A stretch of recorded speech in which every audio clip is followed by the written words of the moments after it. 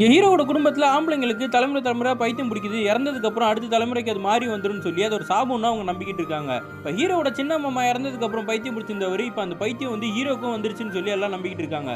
ஹீரோவும் ஸ்கூல் டீச்சராக இருக்காரு, ஊர் ஃபுல்லாக வதந்தி பரவ ஆரம்பிச்சிருச்சு இவருக்கு பைத்தியம் பிடிச்சிருச்சுன்னு. டீ கடைக்கு போனால் ஹீரோ கிட்ட எல்லாருமே பயந்து தான் பேசிக்கிட்டு இருக்காங்க. ஸ்கூலுக்கு போனால் எச்சமோ ஒரு சுற்றி வந்து பார்க்குறாரு. பசங்கள்லாம் கிட்ட வரதுக்கே பயப்படுறாங்க. என்னன்னு கேட்டால் உங்களுக்கு பைத்தியம் பிடிச்சிருக்குன்னு சொன்ன உடனே ஒரு மன கஷ்டம் ஆயிடுறாரு. நைட்டே எச்சம் வந்து எங்கள் பெரிய மாமா கிட்ட அவர் கொஞ்சம் கொஞ்சமாக மாறுதல் அடைகிறாரு. சீக்கிரமாக பாருங்கன்னு சொல்லிட்டு போகிறாரு. அடுத்த நாள் வந்து ஸ்கூலில் ட்ரான்ஸ்ஃபர் எழுதி கொடுத்துட்டு ஹீரோ நான் இங்கேருந்தே போயிடுறேன்னு சொல்லிட்டு போகிறாரு. வீட்டில் ஒய்ஃபெல்லாம் சப்போர்ட்டிவாக தான் இருக்காங்க. ஆனால் அவர் பெரிய மாமா மட்டும் இவருக்கு பூஜை பண்ணி ஆகணும், அப்போ தான் சரியாகணும்னு சொல்லிக்கிட்டு இருக்காரு. ஹீரோவோட தம்பி நீங்கள் என்ன பைத்தியகாரத்தனமாக பண்ணிட்டு இருக்கீங்க, அண்ணனுக்கு ஒன்றுமே இல்லைன்னு சொல்லிட்டு மாடியில் போய் பார்த்தா இவங்க அண்ணன் வந்து அவங்க சின்ன மாமா இருந்த ரூம்குள்ளே நிற்கிறத பார்த்தோன்னே இவனுக்கே கொஞ்சம் பயம் வருது. அவங்க அண்ணனை கூப்பிட்டுக்கிட்டு ஒரு சைக்காட்டிஸ்ட் கிட்ட பேசுறதுக்காக போகிறான். இவருக்கு அந்த பிரச்சனை இருக்கா இல்லையான்னு பார்க்கறதுக்கு கொஞ்ச நாள் ட்ரீட்மெண்ட்டுக்கு இங்கே இருக்குன்னு சொல்லி விட்டுட்டு ஹீரோட தம்பியும் கிளம்பி வந்துடுறான். அந்த சமயத்தில் ஹீரோட ஒய்ஃபையும் அவங்க பசங்களையும் அவங்க மாமனார் வந்து இந்த பைத்தியக்கார குடும்பத்தில் இருக்க வேணாம் அப்படின்னு சொல்லிட்டு கூப்பிட்டு போயிடுறாரு.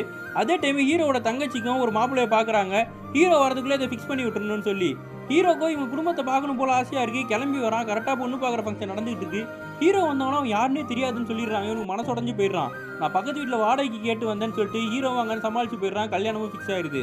அவங்க பெரிய மாமா கிட்ட ஹீரோ சண்டை போடுறான். எனக்கு பைத்தியமே கிடையாது, எல்லாரும் சேர்ந்து பட்டம் கட்டி என்ன இப்படி பண்ணிட்டீங்கல்ல, எனக்கு குடும்பத்திலே இல்லாத மாதிரி ஆக்கிட்டீங்க, நான் இப்பவே போய் என்னோட பிள்ளையும் என்ன பொண்டாட்டியும் பார்க்க போறேன்ட்டு கிளம்பி போறாரு.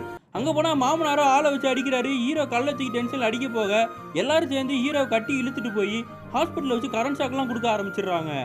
ஹீரோட தங்கச்சிக்கும் கல்யாணம் ஆயிடுது. அவன் தம்பியும் வந்து இதுக்கப்புறம் இந்த ஊர்ல இருக்கக்கூடாதுன்னு சொல்லிட்டு கிளம்பிடுறான்.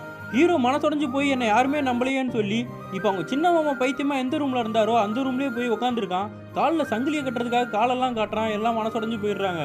கடைசியாக அவங்க அம்மா யாரும் இல்லாத சமயத்தில் நீ இப்படியே இருந்தால் உன்னை சும்மா விட மாட்டாங்கடான்னு சொல்லி சாப்பாட்டில் ஹீரோ கண்ணு முன்னாடியே விஷத்தை கலந்து ஹீரோக்கும் கொடுத்துட்டு அவங்களும் சாப்பிட்டு அங்கேயே இறந்து போயிடுறாங்க.